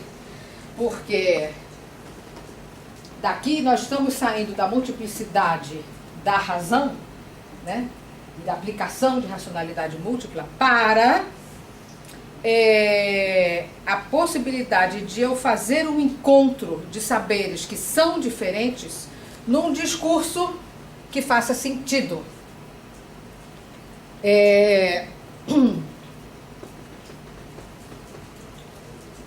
Na religião, isso foi feito com base em analogias que geraram sincretismos religiosos aqui no Brasil, em que nós temos santos que vêm de uma ontologia monista, estática e universalista, que se correspondem com orixás que vêm de uma ontologia que é muito mais dinâmica e mais de interação, interacionista, né? Mas existem formas de tradução que se faz por características semelhantes, por exemplo, né? Então, essas possibilidades de tradução podem ser uma casquinha de banana se a gente não estiver bem situado nesses níveis ontológicos, metodológicos, teóricos e especialmente de vocabulário. Porque é aí que muitos estudos intertransdisciplinares às vezes perdem a sua, vamos dizer assim, a sua pujança do seu potencial, quando não está muito claro o que está acontecendo, eu não sei o que está acontecendo e não sei o que está acontecendo. Em termos de como eu estou fazendo um encontro de diferentes áreas ou de diferentes saberes. Então, essa tradução aqui precisa ser feita com muita atenção, com muito discernimento, com muita reflexão. Essas possibilidades de tradução epistemológica entre diferentes mundos e seus saberes não é algo trivial. Não é trivial. Mas também não é impossível. Voltando para uma questão histórica passada, somente dentro da ciência, a questão da cumulatividade e do progresso científico está muito relacionada a essa questão. Quando eu tenho uma teoria e ela é ultrapassada e eu tenho uma teoria nova, ela às vezes muda tudo. Muda a ontologia, muda a causalidade, muda tudo. Ambas são científicas. Ambas estão atendendo aos critérios. Eu posso traduzir de uma para outra? O que era massa aqui, agora virou massa acolá. O que era energia aqui, agora virou informação acolá. Enfim, eu posso fazer essas traduções até que ponto? E é por isso que esse cuidado, né, de verificar essas possibilidades vem mais à frente, nas chamadas migrações conceituais e nas migrações de métodos e técnicas. Que eu consigo realizar com mais clareza se eu tiver tudo isso que a gente já falou até agora, mais ou menos arrumadinho. As coisas não progridem na pesquisa, primeiro isso, depois aquilo outro. É uma nuvem na nossa cabeça, né? Existem acidentes, a gente por acaso lê, a gente por acaso ouve, a gente por acaso assiste uma palestra, a gente por acaso vai ao cinema, vê um filme, vai numa exposição, sei lá o que acontece. Mas só da gente ter esses pontos assim meio que, como é que eu posso dizer, piscando dentro assim do nosso consciente, ou do coletivo, onde a gente quiser colocar, já faz com que a gente comece a arrumar um pouquinho esse texto final, né? Que muitas vezes é considerado como algo que aprisiona, não é? Por que eu não posso simplesmente pesquisar? Não ter que escrever, não ter que apresentar, não é? Então é considerado um pouco um aprisionamento, mas é a regra do jogo no qual nós estamos. Nós estamos aqui por isso, nós não estamos aqui à força. Então, se estamos nesse jogo, vamos jogar o jogo, vamos jogar bem, não é? E vamos aprender, porque em toda forma de saber, em toda forma de expressão, existe aprendizado. Vamos aproveitar. Esse quadrinho aqui é somente para falar como foi interdisciplinar, e eu nem sei se tem mais coisa aí, eu às vezes penso em rever isso. Quando eu pensei em apresentar vamos dizer assim, e reunir todos esses elementos para montar a epistemologia pluralista e pensar em racionalidades múltiplas. Eu comecei com a epistemologia pluralista anarquista do Feyerabend, mas eu passei também por filosofia da linguagem, por sociologia do conhecimento, pela caretice, né, da filosofia da ciência e metodologia de pesquisa. E careta não significa ruim, não. Careta é careta apenas. Não é? É importante. A pluralidade inclui tudo. Tudo. O que houve e por haver. Porque tudo ensina. Olha, a gente ter essa liberdade de pensar é o mais interessante. Aí eu sempre falo no Sofista de Platão, quando ele diz que o homem sábio é aquele que acredita em tudo que lê, enquanto lê. Isso aí é uma coisa, isso é uma frase que isso aí é cara para mim. Enquanto lê. Se você vai ler sem acreditar, você não consegue compreender, não consegue absorver de que se trata. Não consegue fazer análise epistemológica. Não consegue nem olhar para ver qual é a ontologia, que causalidade é essa, você fica logo assim e bloqueia. Mas você não precisa continuar acreditando depois que leu. Depois que leu, você digere e pensa o que eu penso disso? Como eu me sinto com relação a isso? Então é importante, um pouco de caretice também, botar tudo no caldeirão.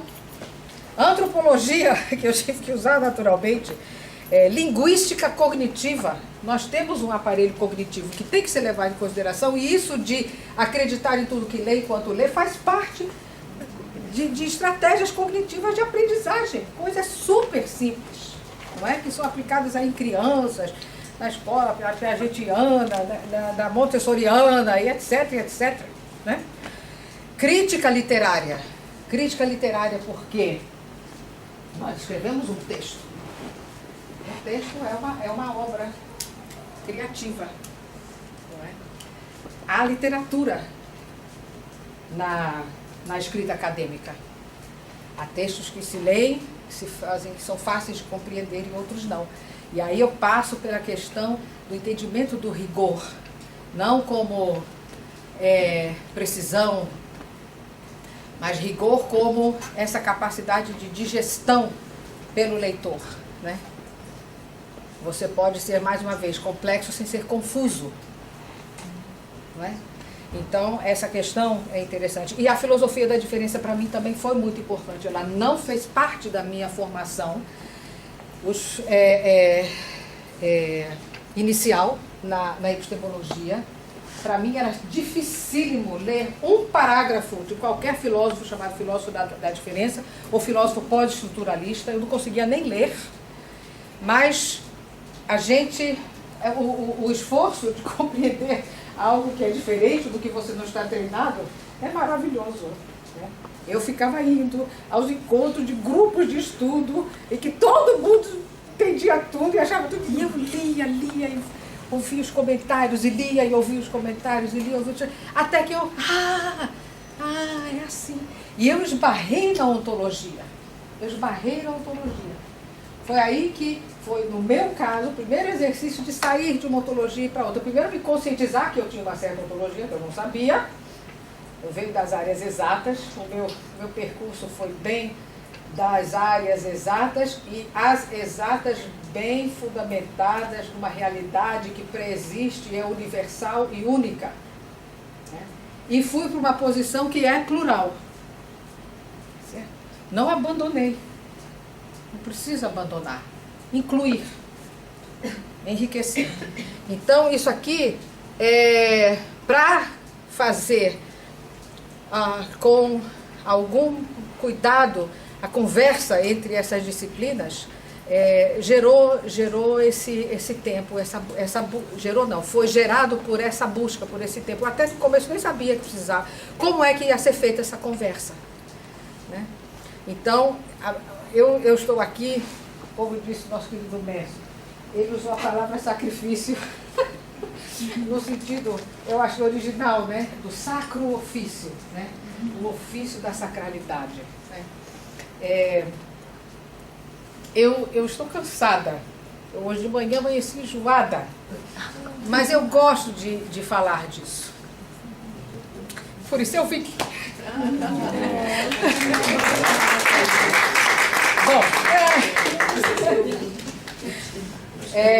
Agora, continuando então. Isso aqui eu acho que eu já falei, mas aqui só para pontuar bem bonitinho, que é a partir de epistemologia, uma posição plural, que eu chego a uma metodologia de pesquisa transdisciplinar. Aqui eu saltei o ponto da racionalidade múltipla, porque a gente já falou bastante sobre isso. E aqui é que começa a ter uma maneira de você pensar a sua pesquisa, né? Essas migrações conceituais, a forma de fazer a tradução, não é algo que tem uma receita. Não tem receita. Não tem receita. Não existe um método fechado de como fazer isso. Isso aqui é uma construção mesmo, é um processo de verdade mesmo, que cada um de vocês vai fazer no seu trabalho, na sua pesquisa, no seu pensar, na sua reflexão. Tá? Eu só alerto, procuro alertar, como dentro deste esquema que eu proponho, essa migração das redes conceituais como eu posso dizer, ocorre de maneira fértil, ocorre de maneira a gerar esse texto que pode ser complexo sem ser confuso. E é para aí que nós vamos. A migração é de ideias. É de ideias que estão aí fechadas em conceitos, né? O estudo que eu acabei escolhendo para a formação de conceitos interdisciplinar passou pela linguística cognitiva, passou pela filosofia da diferença, e eu gostaria que tivesse passado por mais coisas, mas não deu tempo, né?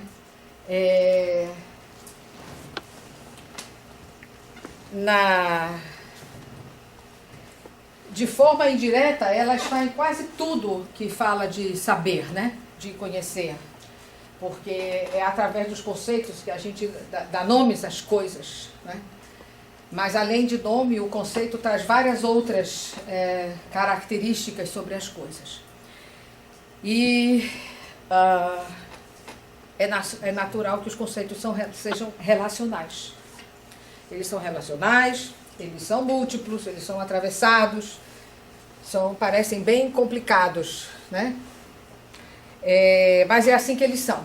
Então, aqui a gente não vai poder estudar toda a rede conceitual de todas as disciplinas que a gente está empregando na nossa pesquisa. Nós vamos ter que ter um olhar mais focado.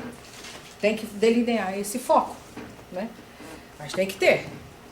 Quais são os conceitos básicos que eu estou tomando emprestado, que eu estou reunindo das áreas que eu estou usando na minha pesquisa? Quando eu mudo ele de contexto, quando ele sai, por exemplo, da matemática e vai para biologia, o que ele está querendo dizer? Ou ele está dizendo alguma coisa? Ele pode ser muito útil sob o ponto de vista do emprego da técnica que eu escolhi, mas ele pode não estar dizendo nada. A gente vê isso com estatísticas. Eu não estou falando de representação matemática e estatística que a gente observa que foi de alguma forma manipulada para apresentar isso ou aquele resultado. Não estou falando disso. Eu estou falando mesmo de representatividade semântica, da maneira como aquele número foi calculado, da maneira como foram medidas eu não quero usar o termo variáveis, mas os fenômenos, os acontecimentos que estão fazendo parte desse número. Então, isso aqui é a formação do conceito. Isso aqui é a formação daquilo que você, da palavra, ou do número, que o número não deixa de ser uma palavra. Não deixa de ser uma palavra, né? O que foi que formou aquilo? Como foi esse processo? As migrações são naturalmente não isomorfas e não redutivas. Há muita crítica a estudos intertransdisciplinares, porque as pessoas dizem que a fulano está usando um termo que quer dizer isso numa frase em que o termo não quer dizer isto. Claro que não, senão não seria inter nem transdisciplinar. Já quer dizer outra coisa. Então, essa migração, ela passa por um não isomorfismo. Esse isomorfismo não vai acontecer, porque se ele estiver acontecendo, não saiu do mesmo lugar. Continua lá. Se você quer continuar lá, ótimo, permaneça.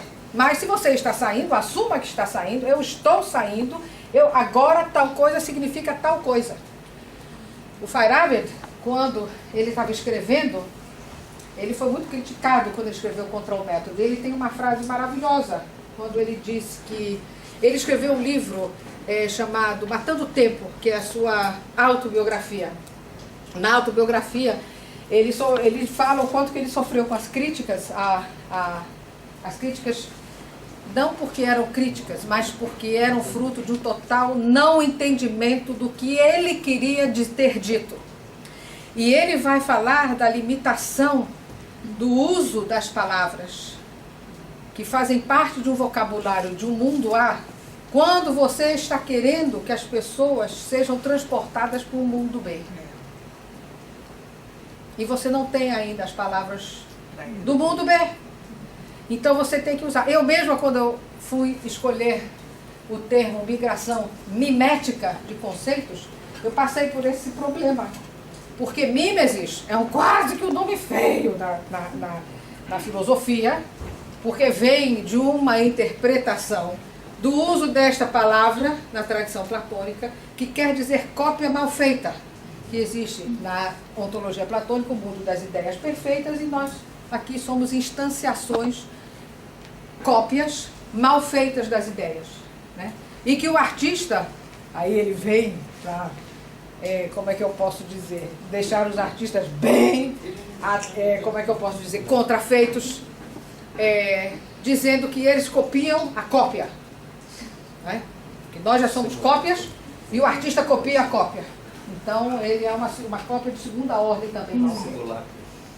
Singular, exatamente.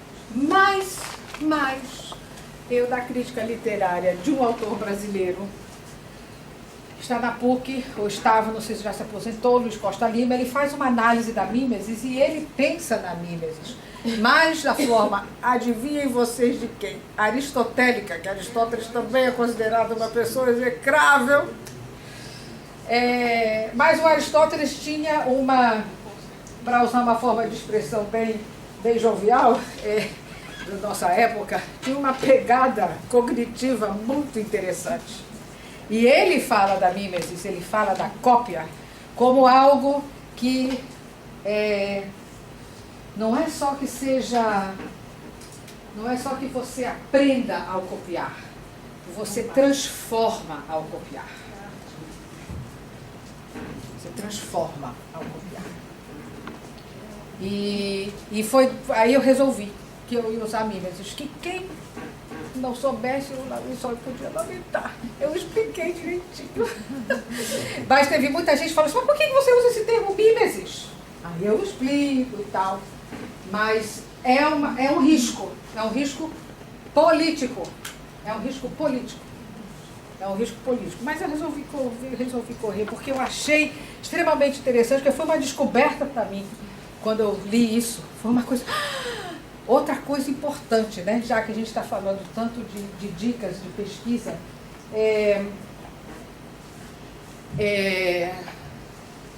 nós temos que tentar fugir dos chavões, das interpretações chavão sobre os autores.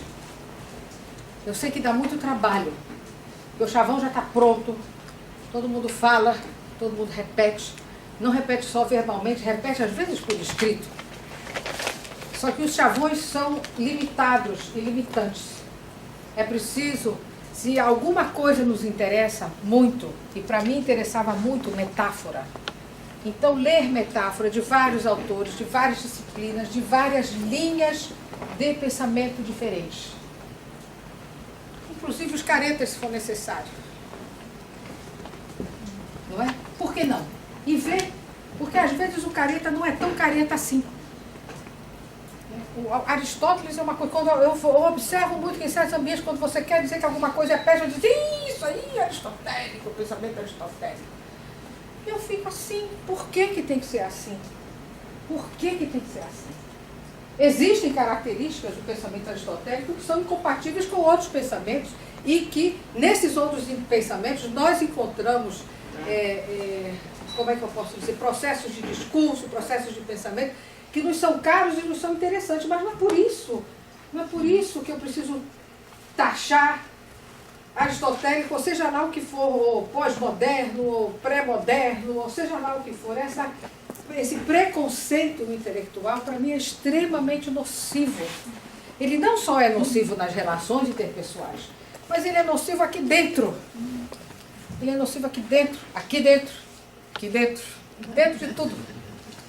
Nocivo. Para que isso? Por que isso? Não é? Muito bem. Tradução, que eu queria falar muito. Não isomorfismo. A questão distinção entre analogia útil e metáfora impactante. Eu acho que eu já passei da minha hora, estou até com medo de olhar para o relógio. Não olhe. Uma das coisas que a gravidez, todos sabem, não é doença, mas ela altera. Ela altera. Eu vejo que por isso o Greg estava tentando me trazer para os trilhos. Ele está vendo que hoje eu estou muito baixo. Mas está dando para entender? Tá dando. Então tá bom. Então tá bom. O que eu ia dizer? Ah, sim. Eu estava uma vez num congresso muito interessante, fora do Brasil, na Alemanha, no Centro de Estudos para as Ciências Estruturais ou Estruturadas. Mas ali se estava falando de interdisciplinaridade. O texto do encontro não era bem um congresso, era mais um workshop, um encontro de poucas pessoas. Era a linguagem da natureza e a natureza da linguagem. Olha que título bonito. Estávamos falando sobre as linguagens da natureza, entre elas o nosso ADN, né, ou DNA. Bom, não vou falar sobre tudo do congresso, claro, mas no finalzinho, uma das pessoas que fazia parte da instituição que financiava o congresso, quando foi se referir justamente a estudos interdisciplinares e aproveitamento de conceitos de uma área para outra, chamou este recurso intelectual de um recurso a metáforas impactantes.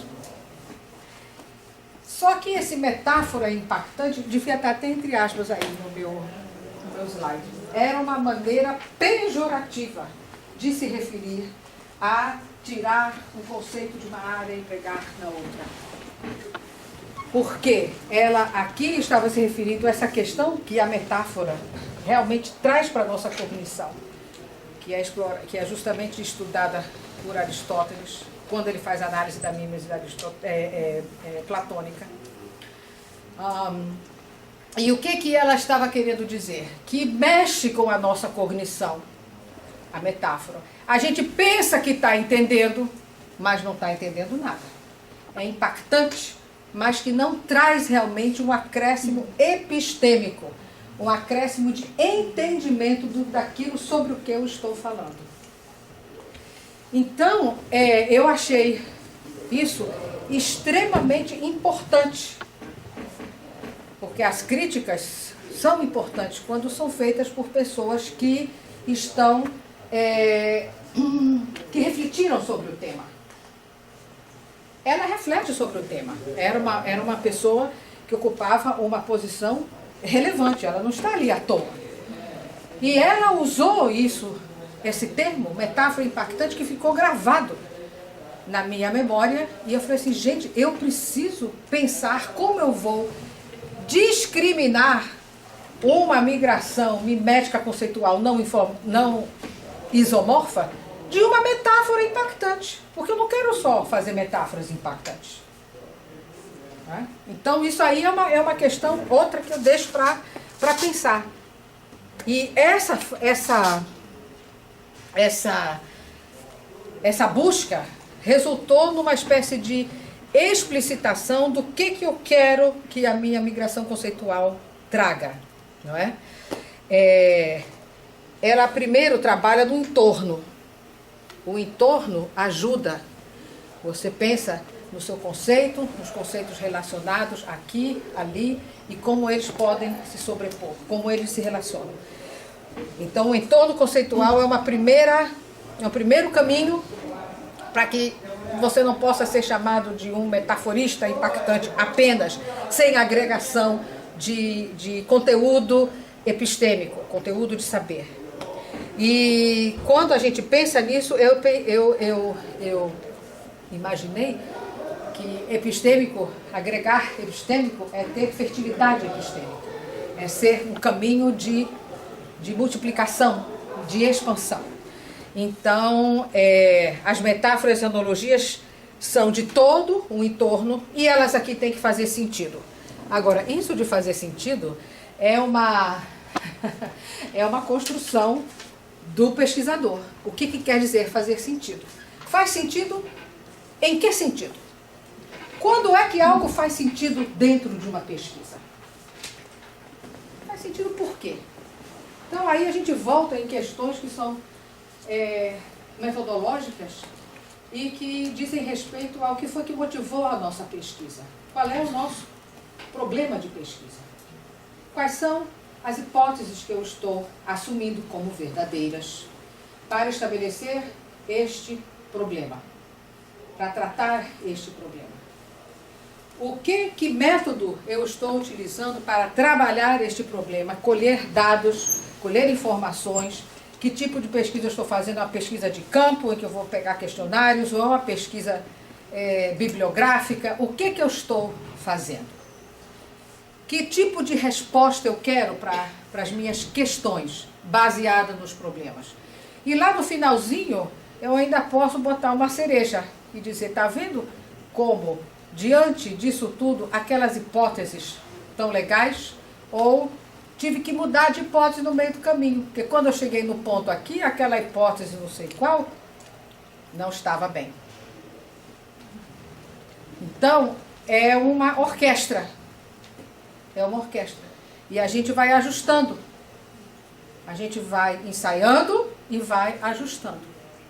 Então, esse fazer sentido não é um sentido, como é que eu posso dizer, descompromissado. É um sentido compromissado com o ambiente intelectual que você criou no seu trabalho. Esse que é o sentido. Bom, aqui é tudo que a gente quer, né? Estou falando aqui dos resultados. E que, de preferência, leve a novos problemas para a sua próxima pesquisa, né? E eventuais possíveis caminhos de solução.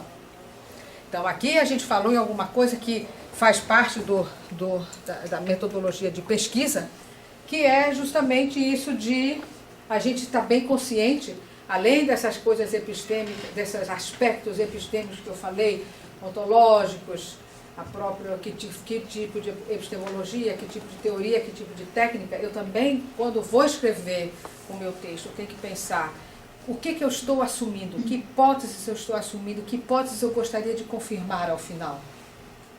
O que é que precisa ser defendido e como que eu posso defender? Quais são os problemas, né, que fazem com que isto aqui, que são as minhas hipóteses, sejam postos em xeque? E como no caminho da minha pesquisa eu posso rever, eu posso chegar aqui, essa hipótese aqui não foi boa, não vai dar. E eu acho bacana botar isso no relatório.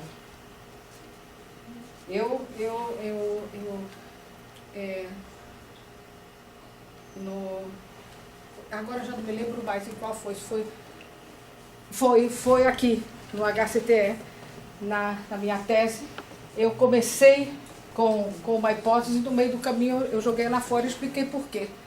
Tal e tal hipótese, assim, assim, assado, que era fazer uma migração da ideia justamente de sistemas complexos com diferentes formas de saber. Então eu queria fazer essa paridade. E no meio do caminho eu achei que os sistemas ainda eram muito fechados, embora complexos, porque eles falavam de relações, mas eles falavam de permeabilidade. Mas eu queria que fosse mais processual e menos apenas relacional. E foi aí que eu tive que ir para a filosofia da diferença. Mas eu mantive, tanto do começo quanto do meio, e expliquei por quê. E isso é um aspecto da construção do conhecimento científico que a mim é muito caro por conta... eu vou me emocionar, isso é grave. De um autor muito careta, Karl Popper, Sir Karl Popper, em que ele dizia, vocês talvez tenham ouvido falar, ou não, que a proposta epistemológica dele é a proposta falseacionista, em que ele diz que nunca se pode dizer que uma teoria é verdadeira, você só pode dizer que ela está bem corroborada. O que você pode dizer é que uma determinada teoria foi falseada. Ou seja, que você encontrou evidências definitivas de que aquela teoria está falsa. Muito bem. Então, dentro essa é uma afirmativa metodológica e que também se refere a uma regra de como fazer ciência. Mas tem um princípio mais poético em que ele diz essa mesma coisa, em que ele expressa esse mesmo pensamento, quando ele diz que é somente quando erramos que esbarramos na realidade. Então isso é uma frase que eu achei linda. Somente quando erramos é que esbarramos na realidade, naquilo que é. Olha só que maravilha, né? O erro, que em geral é considerado uma coisa que a gente busca evitar, é uma fonte de contato íntimo e porque você apenas esbarra na realidade. Olha, a partir daí, toda vez que eu me enganei com algo ou com alguém, se tornou uma fonte de riqueza e aprendizado. E olha que a gente se engana muito. Não é? Olha só que coisa bacana. Então, é verdade que essa frase tem uma ontologia, aquela ontologiazinha fixa e etc e tal, que fala de esbarrar na realidade, quer dizer, a realidade é aquele bloco e você está tentando chegar nele. Tudo bem que eu não acho esta a forma mais que a mim tem mais, que tem maior apelo para mim, né, de ontologia. Mas isso não significa que esse pensamento não seja maravilhosamente rico e enriquecedor da experiência humana, em geral, e de pesquisador em particular. Por isso que eu digo, leamos tudo, não é? Aprendamos com tudo. Eu acho que agora eu vou encerrar. Eu não sei se eu terminei como eu queria. A última coisa que eu falei foi... sim, sim. Eu acho que sim. Eu acho que eu terminei como eu queria. Eu queria muito passar para vocês hoje esse exercício da parte de vocês silencioso, mas participativo aqui, com relação ao que eu estava propondo em termos de metodologia de pesquisa, em termos de posição epistêmica e em termos mesmo de fazer, de pensar, de sentir, de experienciar a pesquisa. Aqui, agora eu lembrei, eu tinha uma coisa que eu queria fechar. Aqui nós estamos nesse programa inter e transdisciplinar, nesta Universidade Pública Federal. Então, nós estamos inseridos num momento em que o nosso prazer, o nosso deleite como pesquisadores, se a gente conseguir intelectuais e pensadores, é um luxo. Sempre foi um luxo na humanidade. E aí, pensando nessa forma de pensamento mais universal, pensando em humanidade, né, história da humanidade, e também é um luxo sob o ponto de vista local. Ilha do Fundão, cercada pela maré. Ali o aeroporto internacional, Linha Vermelha. Tá certo? É um luxo. Então, Um luxo não no sentido burguês de luxo. É um luxo no sentido existencial, experiencial. Por isso, eu sinto essa alegria de estar aqui, porque é sempre um salto existencial. Muitas pessoas dizem que o professor aprende mais que os alunos, toda vez que ele dá uma aula, porque ele, em princípio, articulou tudo antes, né? E os alunos ainda vão articular. Então, eu acho isso uma maneira muito, como eu posso dizer, separatista, né? De ver alunos de um lado e professor do outro. Eu compreendo que existe uma limitação na comunicação. O que eu digo nunca é o que cada um de vocês ouve. Mas não existe como mensurar quem aproveitou mais ou menos. E dentro desse sentimento e dessa percepção mesmo de luxo existencial, de estar estudando, de estar pesquisando, estarmos aqui sentados falando sobre esses assuntos, é que eu agradeço muitíssimo ao Mércio pelo convite e a vocês pela atenção. Era isso que eu queria dizer.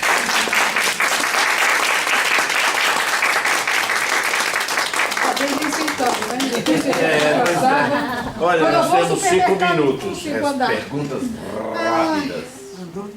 Até meio-dia. Agradeço demais a Virgínia, que ficou andando, caminhando. Nossa Senhora, eu queria que desse uma aguinha para ela. Não quero oferecer uma aguinha, não. A cadeira também estava nervosa.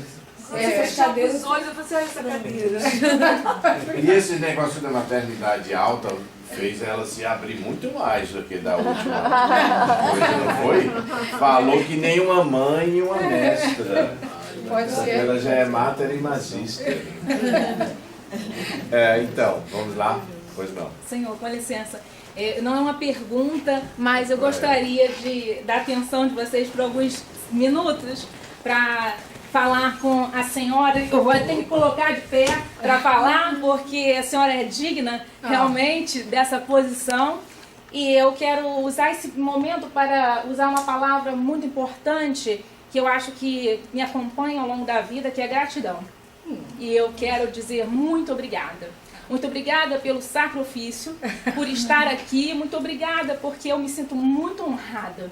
Embora eu não esteja grávida, eu fico emocionada. Né?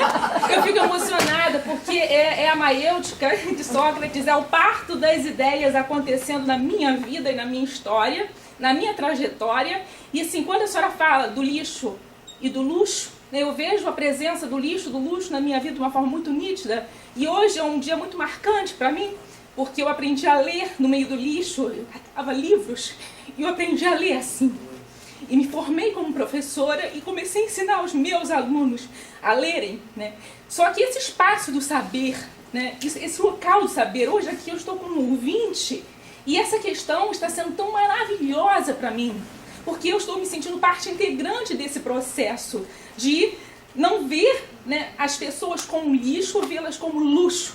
E de hoje querer estar aqui para aprender um pouco mais com a senhora e com todos vocês, né, o como eu posso fazer para formar cidadãos que consigam sair do lixo e propor luxo para a sociedade. Não no luxo de evoluir com riquezas simplesmente financeiras, mas no luxo de serem seres humanos integrais, que usam todo o seu sistema, toda a sua funcionalidade para que o ser humano realmente seja, não simplesmente tenha. Que ele não simplesmente possua o conhecimento, mas que ele venha dar razão e significado a esse conhecimento distribuindo. Eu quero cada dia crescer e contribuir, e estar aqui hoje é uma oportunidade magnífica que eu jamais vou esquecer, né? E eu sempre vou guardar a senhora como marco desse encontro. E eu agradeço Não muito. chore.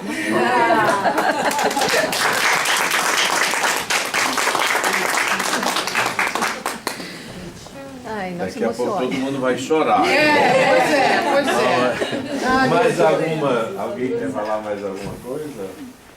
Ela Uma falou pergunta. de Popper e falou também de Wittgenstein e recentemente até na aula do Keller, a gente estava começando, eu comentei sobre um livro que eu li há muitos anos, eu nem sei mais onde ele está.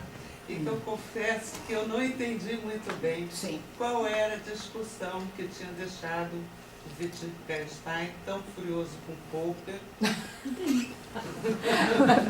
E que tinha uma história, eu acho que o livro se chamava Atiçador de Wittgenstein. E que no final houve uma briga, né, que quase ele jogou um atiçador no Popper, não era isso? Era isso. E o que estava em questão?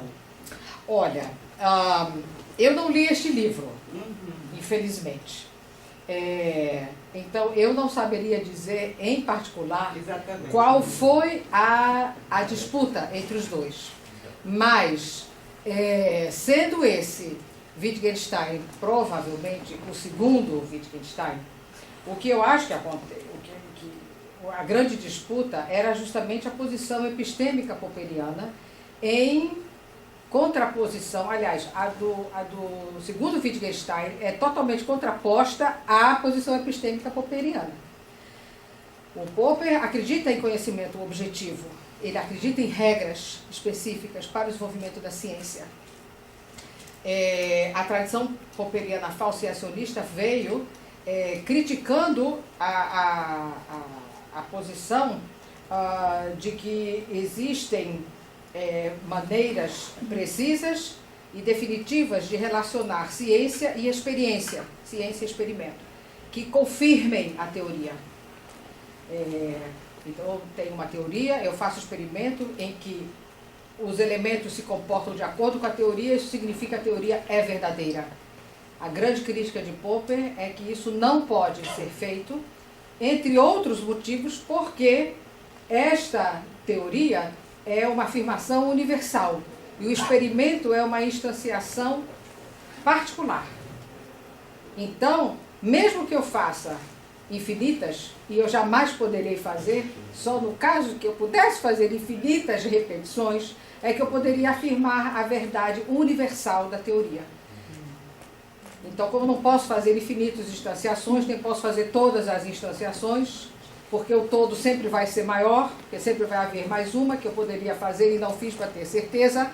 Ele, inclusive, parece um exemplo bobo, quando ele fala das pessoas que só veem cisnes brancos. O cisne A é branco, o cisne B é branco, o cisne C é branco, logo todos os cisnes são brancos, mas existem cisnes negros que a pessoa não viu.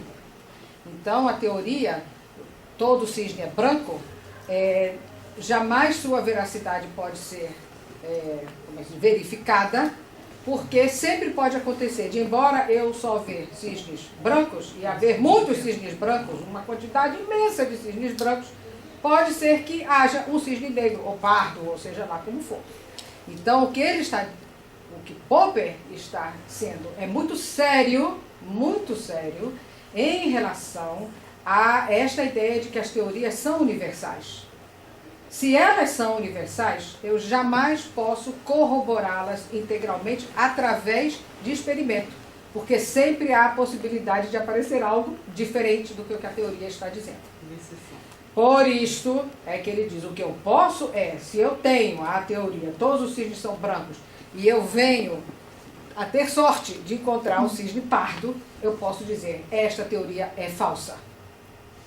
Por isso é que a epistemologia dele veio a ser chamada de falseacionismo.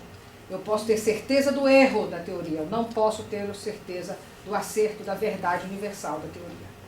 Agora veja bem, que este critério só precisa ser assim porque Popper quer assumir que teorias válidas são aquelas que são universais. Se ele não fizesse exigência de universalidade, não haveria vamos chamar assim, este nó na verificação, porque ele poderia pensar, não, a teoria todos os cisnes são brancos, ao invés de escrever todos os cisnes são brancos, eu poderia escrever a imensa maioria dos cisnes é branca. Então, não tenho mais compromisso com universalidade. E daí, se eu visse uma quantidade estatisticamente representativa para a população que eu imagino que exista de cisnes brancos, eu poderia dizer que esta teoria está correta. Então, é uma questão muito profunda quando Popper propõe o falseacionismo, porque ele está sendo coerente com uma opção ontológica e com uma opção epistêmica. E aí é muito... Ele quer excluir psicoanálise, não? Ele Porque não exclui pode a ser psicanálise. falsificado. Ele exclui a psicanálise, para ele é uma pseudociência, e alguns psicanalistas tomaram isso como crítica, ou a psicologia, marxismo também. Ele era uma pessoa que hoje seria considerada de direita, não é? Que nós estamos numa polarização aí do pensamento que naquela época também já estava começando a se apresentar. Enfim, então essa é a posição dele. E o segundo Wittgenstein não tem essa posição. O segundo Wittgenstein, como a metáfora do rio e da margem nos faz ver, ele acredita que a ciência é um processo de construção e de interação. Então, ele não está mais compromissado com a questão de que as teorias científicas tenham que ser universais e que possam sequer ser classificadas como necessariamente verdadeiras ou falsas.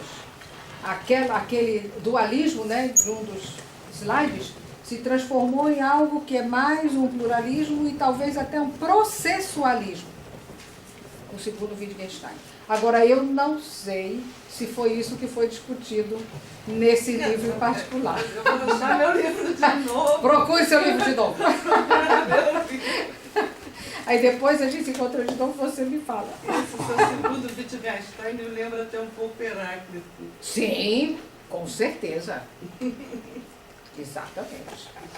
Bem, vamos terminar aqui e avisar vocês o seguinte, que nós estamos organizando o Cienciário número 10 e queremos anunciar com muita alegria, graças à ajuda da Cecília, que o Antônio Cícero vai vir para falar junto com o Greg sobre criatividade. Greg, criatividade na matemática, o Antônio Cícero, criatividade na poesia, e o Ildeu, criatividade nas ciências. Então já está no site, já temos um site, já pode começar a se inscrever, ou anuncie para os seus amigos, seus colegas aí, que está por aí. Ok? Talvez antes até dele tomar posse, né? Talvez. Antônio Cícero é aquele irmão da Marina, o mundo você é quem faz. Muito lindo. A gente tem um evento já no Facebook também, para a gente poder fazer a divulgação entre os nossos pares e amigos. Ok? Tem um evento já lá? Já está no Facebook. Então tá, é isso aí. Obrigada, professora. Hoje pela manhã...